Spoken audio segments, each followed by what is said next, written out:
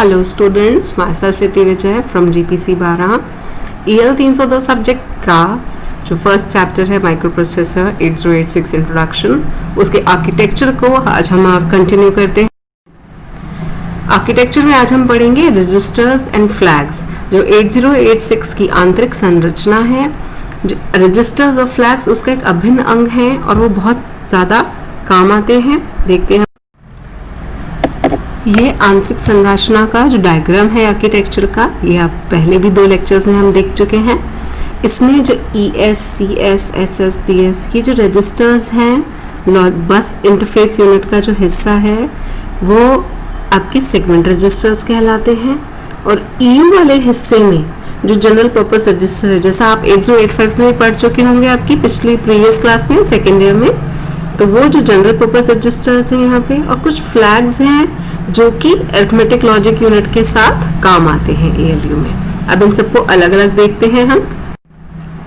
General purpose registers.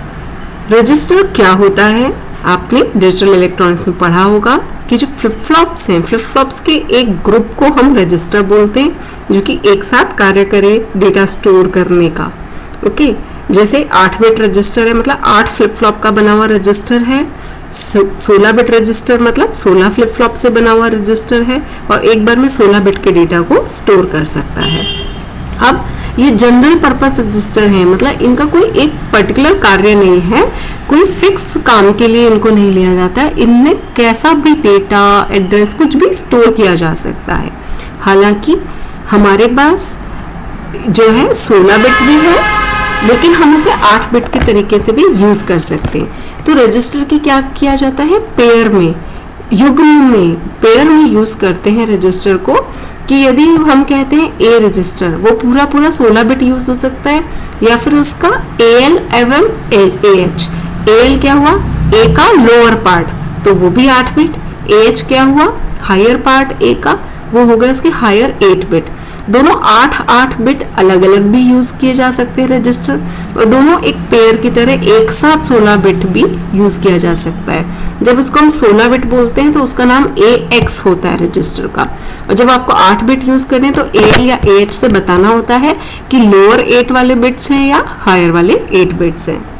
इसी तरह आपके पास 3 और रजिस्टर्स हैं, BX, CX एवं DX। तो एक रजिस्टर का क्या है आपका, देखिए यूज, इसको एक्यूमुलेटर रजिस्टर भी बोला जाता है, और ये इस तरह से कनेक्टेड होता है कि हर किसी ऑपरेशन का जो आंसर है वह AX रजिस्टर के अंदर सेव रहता है। अब जो BX रजिस्टर है उसको मेनली बेस रजिस्टर में यूज किया जाता है। जब हम एड्रेसिंग मोड्स पढ़ेंगे तब हम देखेंगे कि एड्रेस कंप्यूटेशंस कैसे की जाती है 8086 में, और उन सभी एड्रेस कंप्यूटेशंस में कई बार बेस रजिस्टर की आवश्यकता होती है। डिफॉल्ट बेस रजिस्टर BX को बनाया जाता है। ऐसे ही CX रजिस्टर को मुख्यतः प्रोग्राम में CX में काउंटर स्टोर करते हैं। यदि हमें 8 बिट का काउंटर चाहिए तो हम CL को यूज कर लेंगे, यानी कि उसके सिर्फ 8 लोअर बिट को, और यदि हमें पूरे 16 बिट का काउंटर चाहिए तो हम CX, पूरी जो जोड़ी है CL और CH की, CX को यूज करेंगे और उसको एज अ काउंटर काम में लिया जाता है। DX रजिस्टर IO पोर्ट से ज़्यादा कनेक्शन में काम आता है। जैसे IO पोर्ट पे आपको यदि कोई डेटा आउटपुट करना है या डेटा उससे इनपुट लेकर के हमने रीड किया है तो रीड करके डेटा DX में स्टोर किया जाएगा, या आउटपुट करना है तो जो DX रजिस्टर में लिखा हुआ है उसे आउटपुट पोर्ट पे आउटपुट प्रोवाइड करा दिया जाएगा। ये इनके, अब आप सोचेंगे कि ये तो हमने इनके यूज डिफाइन कर दिए, फिर को जनरल पर्पस क्यों कहा गया है। ये सिर्फ नॉर्मल यूजेस हैं इनके, इसके अलावा इन्हें किसी भी तरह का ऑपरेंड स्टोर करने के काम नहीं है। जैसे आपको 2 नंबर ऐड करने, एक नंबर को AX में स्टोर कर लो और दूसरे नंबर को BX में, तो अब BX जरूरी नहीं है ना कि बेस रजिस्टर की तरह काम आ रहा है, वो कोई और भी काम आ रहा है। आप दूसरा ऑपरेंड हो सकता है CX रजिस्टर में कर ले स्टोर, या DX में कर ले, तो हम रजिस्टर को किसी भी तरह से काम में ले सकते हैं, हमें बस उसके अंदर डेटा स्टोर करना है। ओके, बट ये एक जनरल एक टेंडेंसी है कि जब 8086 की प्रोग्रामिंग की जाती है तो जनरली AX को एक्यूमुलेटर की तरह यूज करना है, BX को बेस रजिस्टर की तरह, CX को काउंटर की तरह और DX को आउटपुट इनपुट वाले के डेटा रजिस्टर की तरह। Segment registers. जो सेगमेंट रजिस्टर्स एक साथ हमने दिखाए थे आपको, जो बस इंटरफेस यूनिट का हिस्सा होते हैं, जो इकाई है बस इंटरफेस वाली, वो जो 8086 की संरचना में उस इकाई के हिस्से में सेगमेंट रजिस्टर्स आते हैं। ये सेगमेंट रजिस्टर्स को हम इस तरह से समझ सकते हैं कि जो मेमोरी है 8086 से जुड़ी हुई, उस मेमोरी के कुछ हिस्से कर रखें, उन हिस्सों को हम सेगमेंट कहते हैं। प्रत्येक जो हिस्सा है मेमोरी का वह सेगमेंट कहलाता है। एक होता है कोड सेगमेंट, जहाँ प्रोग्राम लिखा हुआ रहता है, स्टोर्ड रहता है मेमोरी के अंदर डेटा भी रहता है। तो डेटा जिस एड्रेस रेंज में रहता है उस पूरे एरिया को डेटा सेगमेंट कहते हैं। एक एरिया ऐसा भी निकालना पड़ता है मेमोरी में, एक हिस्सा जहाँ पर स्टैक, जिसको स्टैक की तरह से काम में लिया जाएगा, उसे स्टैक सेगमेंट कहेंगे। और क्योंकि डेटा तो ज़्यादा भी हो सकता है, इसलिए एक एक्स्ट्रा सेगमेंट की भी का प्रावधान भी दे रखा है। तो मेमोरी को हमने 4 सेगमेंट में बांट दिया। अब ये जो सेगमेंट है ना, ये फिक्स नहीं है कि यहाँ से यहाँ तक का कोड हो गया, यहाँ से यहाँ तक का डेटा हो गया। हो सकता है उनका कोई शुरुआती एड्रेस हो फिक्स, लेकिन उनकी साइज फिक्स नहीं होती। इसलिए इन सेगमेंट रजिस्टर्स की आवश्यकता होती है कि जिसके अंदर कोई एक एड्रेस ऐसा लिखा होगा जिससे हमें उस सेगमेंट की लोकेशन का पता चले। तो जैसे CS रजिस्टर है, उसके अंदर address of memory location in code segment, जहां भी प्रोग्राम स्टोर्ड है। अब देखिए कोड सेगमेंट तो बहुत बड़ा है, मान लेते हैं वो फिक्स भी है, हमें उसकी लोकेशन भी पता है, लेकिन ज़रूरी तो नहीं कि प्रोग्राम पूरे कोड सेगमेंट जितना बड़ा हो। तो प्रोग्राम तो एक पर्टिकुलर लोकेशन पे ही होगा कोड सेगमेंट के। तो वह लोकेशन जहाँ पर वह प्रोग्राम जो भी किया जा रहा है एग्जीक्यूट, जो रन होने वाला है 8086 में, वह प्रोग्राम कोड सेगमेंट में कौन से मेमोरी एड्रेस पर है, यह चीज कोड सेगमेंट में लिखी होती है। ऐसे ही डेटा सेगमेंट में यह बताया रहता है कि डेटा सेगमेंट के विदिन डेटा कहाँ पर स्टोर्ड है। स्टैक सेगमेंट में, स्टैक में जैसे आप 8085 में भी पढ़ चुके होंगे, स्टैक इस तरह का डेटा स्ट्रक्चर है जिसमें सिर्फ ऊपर की ओर बढ़ा जाता है मेमोरी में। तो ये एक मेमोरी में इस तरह से बिहेव करता है कि लास्ट इन फर्स्ट आउट जैसा एक स्टोरेज सिस्टम है, और इसके अंदर हमें सिर्फ एक ही एक्सेस पॉइंट चाहिए होता है जिसको हम टॉप ऑफ स्टैक बोलते हैं। टॉप ऑफ स्टैक एक ऐसी पोजीशन है कि कोई भी नई चीज़ आएगी हमें स्टैक में लिखनी है तो टॉप ऑफ स्टैक वाली लोकेशन में लिखेंगे और टॉप ऑफ स्टैक वाली लोकेशन को आगे बढ़ा देंगे। जितनी भी बार इसमें राइटिंग करनी है तो टॉप ऑफ स्टैक जो है वो आपका top of stack location change होता रहता है, यानी कि स्टैक आपकी बढ़ती रहती है। जब आप स्टैक में से कुछ डिलीट करते हैं और स्टैक की साइज घटती रहती है तो मेमोरी एड्रेस भी उसी के अनुसार बना दिया जाता है। तो जो मेमोरी एड्रेस है हमें स्टैक में सिर्फ एक ही चाहिए और वह एड्रेस है टॉप ऑफ स्टैक। तो वो चीज स्टैक सेगमेंट में यूज हो सकती है, लेकिन टॉप ऑफ स्टैक पॉइंट करने के लिए तो हमारे पास स्टैक पॉइंटर रजिस्टर है, जैसा कि हम बाद में देखेंगे। तो स्टैक सेगमेंट में क्या होगा, स्टैक सेगमेंट में वो होगा जहां तक वो स्टैक जाती है, जिससे कि स्टैक का जो तला है, जो स्टैक का बॉटम है, कि जहां से स्टैक शुरू होनी है वो चीज मार्क हो सके, वो होता है आपका SS रजिस्टर में। जो ES रजिस्टर है वही डेटा रजिस्टर की तरह, डेटा सेगमेंट रजिस्टर की तरह, लेकिन उसमें हम स्ट्रिंग्स स्टोर करने का काम करते हैं, इसलिए हम ये कह सकते हैं कि वह स्ट्रिंग्स के द्वारा काम में लिया जाता है।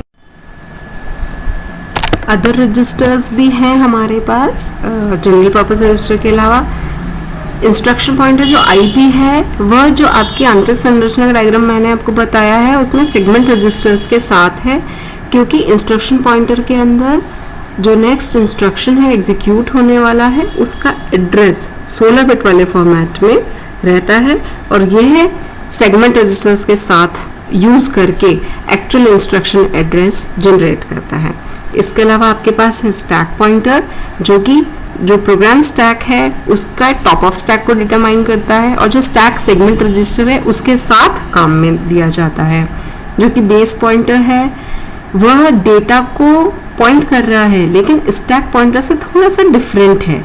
ये डेटा को दूसरे सेगमेंट के अंदर भी हम पॉइंट करने में काम ले सकते हैं। मतलब बेस पॉइंटर ऐसा पॉइंटर हो गया कि जिसके एड्रेस को अन्य सेगमेंट रजिस्टर के साथ मिला करके किसी डेटा का एड्रेस जनरेट किया जाता है। और बेस पॉइंटर की तरह ही हमारे पास है source index and destination index. लेकिन बेस पॉइंटर तो सिर्फ डेटा क्या मेमोरी एड्रेस दे रहा है, सोर्स इंडेक्स क्या दे रहा है, मेमोरी लोकेशन, ऐसी मेमोरी लोकेशन को इंडिकेट करता है जिसको इंक्रीमेंट करते करते हमें कॉन्सिक्यूटिव मेमोरी लोकेशन अपने आप मिल जाएगी। मतलब कि जैसे आपके पास सोर्स इंडेक्स आ गया, एक मेमोरी एड्रेस आ गया, अब इस सोर्स इंडेक्स को +1 कर दीजिए तो नेक्स्ट मेमोरी आ जाएगी, उसको +1 कर दीजिए तो नेक्स्ट मेमोरी आ जाएगी, एंड ये कॉन्सिक्यूटिवली एक के बाद एक मेमोरी में वही डेटा स्टोर्ड है जो कि अभी प्रोग्राम को जिसकी ज़रूरत है।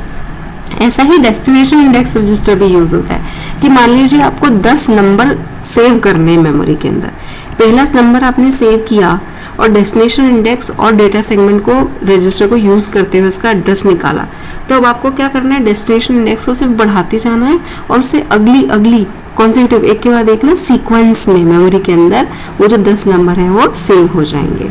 तो जो डेस्टिनेशन इंडेक्स है ना, ये अपने आप बढ़ता जाएगा। ये इंस्ट्रक्शंस इस तरह के अपने पास अवेलेबल होते हैं। इसी की जगह अगर अपन ने बेस पॉइंटर यूज किया होता ना, तो बेस पॉइंटर अपने आप बढ़ता नहीं, वो सिर्फ एक बार काम आता। डेस्टिनेशन इंडेक्स ये है कि अगर 1 से 10 है, 1 से 50 है, अगर अपने को इतने सारी मेमोरी लोकेशन एक्सेस करनी है जो कि हमें पता है कि सीक्वेंस में है, तो हम उसको DI और SI के माध्यम से एक्सेस करते हैं। अब हम फ्लैग रजिस्टर्स देखते हैं 8086 से। फ्लैग का अर्थ क्या होता है, हम हिंदी में ऐसे सोचे, फ्लैग का अर्थ होता है झंडा। झंडा क्या दिखाता है, झंडा हमेशा किसी न किसी संकेत को दिखाया जाता है। जैसे लाल झंडा किसी को रोकने के लिए, रेड फ्लैग, वाइट फ्लैग, सफेद झंडा शांति का प्रतीक। इस तरह से किसी न किसी संकेत के लिए जैसे हम फ्लैग को यूज करते हैं, झंडों को यूज करते हैं, इसीलिए इस रजिस्टर का नाम फ्लैग रजिस्टर है। यानी कि यहाँ पर जो भी चीज लिखी हुई होगी वो किसी न किसी चीज की तरफ संकेत देती है।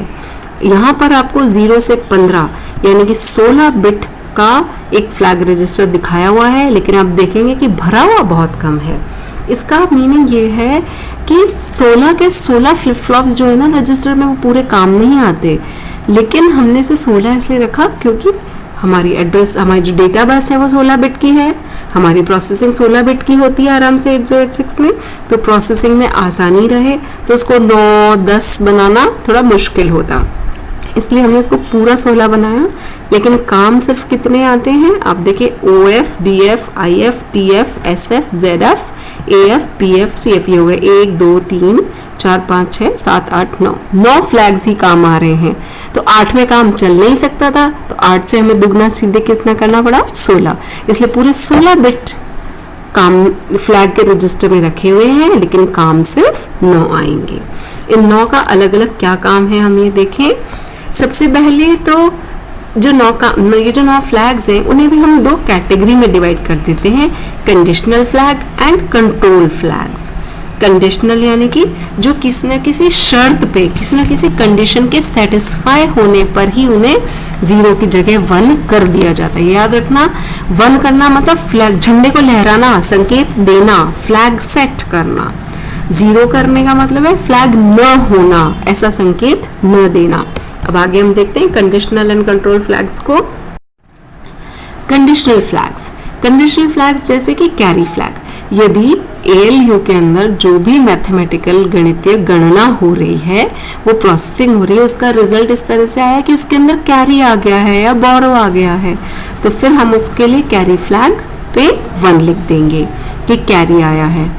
ऑक्सिलरी फ्लैग में क्या होता है कि कभी भी यदि आपको किसी ऑक्सिलरी की जरूरत पड़ी, कि जैसे हम 16 बिट और 16 बिट को जोड़ रहे हैं, इतना बड़ा कैरी आया, एक कैरी है जो 8 बिट से 9 बिट पर ट्रांसफर करना है, तो उसके लिए ऑक्सिलरी फ्लैग की जरूरत पड़ती है। Maximum time binary BCD conversion वगैरह ऐसे में जरूरत पड़ती है। पैरिटी फ्लैग, पैरिटी क्या होती है, यदि किसी भी बाइनरी नंबर में, बाइनरी संख्या में 0 और 1 को गिना जाए, कितने 0 हैं कितने 1 हैं, तो जो 1 को गिनते हैं उसको हम पैरिटी बोलते हैं। जो 1 को गिनते हैं वो से हम पैरिटी बोलते हैं। ओके, अब पैरिटी ऑड होने का अर्थ क्या है कि जो संख्या है ना उसके अंदर जितने 1 हैं उनकी संख्या विषम है, जैसे कि इसमें 3 1 हैं या इसमें 5 1 हैं, 7 1 हैं, तो उसकी पैरिटी ऑड होगी रिजल्ट की, जो ALU में गणना करने के बाद अक्यूमुलेटर में रिजल्ट आया है उसकी पैरिटी यदि ऑड है, विषम है, तो पैरिटी फ्लैग में 1 लिख दिया जाएगा, अदरवाइज 0 लिखा जाएगा।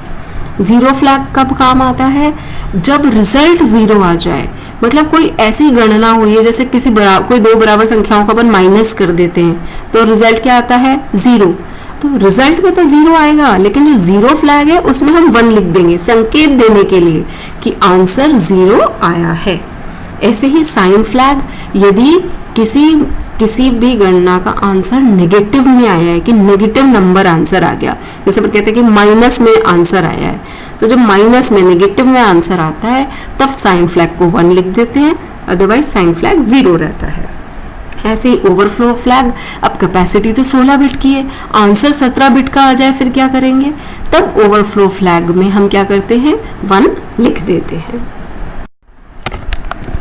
अब हम कंट्रोल फ्लैग्स देखते हैं। कंट्रोल फ्लैग्स सिर्फ 3 हैं हमारे पास, 9 में से 6 तो आपके कंडीशनल फ्लैग्स हो गए, 3 आपके कंट्रोल फ्लैग्स हो गए। कंट्रोल फ्लैग्स का अर्थ ये है कि यह ऑपरेशंस को कंट्रोल करने के काम आते हैं, लेकिन इन्हें इंस्ट्रक्शंस द्वारा हम प्रोग्राम के अंदर से किसी भी निर्देश द्वारा इन्हें 1 या 0 बना सकते हैं, जिससे कि हम जैसा चाहते हैं एग्जीक्यूशन उस दिशा में उस तरीके से बदला जा सके। जैसे कि ट्रैप फ्लैग, यदि हमें सिंगल स्टेप कंट्रोल करना है, आप आगे देखेंगे जब आप प्रोग्रामिंग सीखेंगे बहुत अच्छे लेवल की, आप में से कई लोगों ने सी प्रोग्रामिंग सीखी है, आपके फर्स्ट ईयर में थोड़ा सा इंट्रोडक्शन आया होगा या सेकेंड ईयर में आपके किसी सब्जेक्ट में आपने सीखा होगा। तो देखिए, जब भी आप कोई प्रोग्राम बनाते हैं और हमें मान लीजिए उस प्रोग्राम में कोई एरर ढूंढना है, और तो हमें उसे स्टेप बाय स्टेप चलना पड़ता है, एक एक करके हम उसमें ना हर निर्देश देखते हैं प्रोग्राम के अंदर नेक्स्ट से नेक्स्ट इंस्ट्रक्शन करके कि आखिर कौन सा इंस्ट्रक्शन ऐसा है जो कि गलत हो रहा है। इस कार्य को, इस प्रोसेस को पूरे को कहा जाता है डिबगिंग। तो डिबगिंग करते वक्त हमें कैसे चलना पड़ता है प्रोग्राम में? स्टेप बाय स्टेप, एक एक करके, एक निर्देश फिर दूसरा। तो इस केस में क्या है कि वो जो 6 निर्देशों की पाइपलाइन है ना बस इंटरफेस यूनिट में, उस पाइपलाइन का कोई यूज नहीं रह जाता। हम नहीं चाहते कि एक साथ 6 इंस्ट्रक्शन आ जाएं अपने इसमें 806 के अंदर और उसके बाद सभी पैरेलल में एग्जीक्यूट होते रहे। नहीं, हम चाहते हैं कि निर्देश कैसे आए, एक एक करके आए और हम उन्हें एग्जीक्यूट करके देखें कि आखिर उनमें कोई गलती, कोई बग या कोई इसके अंदर कोई त्रुटि तो नहीं रह गई है। ये जो डीबगिंग प्रोसेस है, इसके अंदर ट्रैप फ्लैग काम आता है हमारा। इंटरप्ट फ्लैग, जैसा कि आपको पता है, maskable and non maskable interrupts होते हैं। मास्केबल इंटरप्ट्स वो हैं जिनको कि हम रोक सकते हैं होने से, ऐसे इंटरप्ट्स जिनको हम अपना हमारा प्रोग्राम इंटरप्ट करने से रोक सकते हैं। तो वो कैसे करते हैं हम? इंटरप्ट फ्लैग में आप 1 लिख दीजिए, उसको ये इनेबल डिसेबल फ्लैग है, यदि 1 लिख दिया तो आपने अन्य इंटरप्ट्स को डिसेबल कर दिया है। अब आपका जो प्रोग्राम है जिसने ऐसा किया है, अन्य कोई प्रोग्राम इसको इंटरप्ट नहीं कर सकता मास्केबल इंटरप्ट द्वारा। इस तरह से इनेबलिंग और डिसेबलिंग की जाती है। इनेबल करना मतलब उसको सक्षम करना, उसको अलाउ करना, परमिशन देना अगले को, सामने वाले को कि हाँ आप हमें इंटरप्ट कर सकते हैं। डिसेबल करना, अक्षम करना, अर्थात सामने वाले को जो दूसरे प्रोग्राम से उनको रोकना कि आप हमें इंटरप्ट नहीं कर सकते। इस तरह से डायरेक्शन फ्लैग, जैसा कि आपको मैंने बताया है पहले भी और आप आगे भी प्रोग्रामिंग के अंदर देखेंगे कि 8086 के अंदर स्ट्रिंग्स यूज होती हैं। स्ट्रिंग्स का अर्थ क्या होता है? अभी तक तो हम संख्याओं की ही बात करते थे कि आपके पास संख्याएं हैं और आप उनके अंदर मैथमेटिकल प्रोसेसिंग कर सकते हैं। स्ट्रिंग्स क्या होती है? जो अल्फाबेट्स और कैरेक्टर्स हैं हमारे ABCD करके जो कैरेक्टर्स होते हैं, थोड़े स्पेशल कैरेक्टर्स होते हैं, इनकी किसी भी श्रृंखला को स्ट्रिंग बोला जाता है। ऐसी स्ट्रिंग्स को यदि हम ऑपरेंड की तरह ट्रीट करें तो इसके अंदर कुछ ऑपरेशंस भी किए जा सकते हैं जो 8086 में संभव है। लेकिन उस स्ट्रिंग को जो वो जिस भी रजिस्टर में स्टोर्ड है उसे आपको लेफ्ट से राइट पढ़ना है या राइट से लेफ्ट, उसका जो दिशा है ना स्ट्रिंग को पढ़ने की, वह दिशा इस डायरेक्शन फ्लैग से निर्धारित होती है, इसलिए इसे एक कंट्रोल फ्लैग कहा जाता है। ये तो हुए आज के हमारे रजिस्टर्स एंड फ्लैग्स।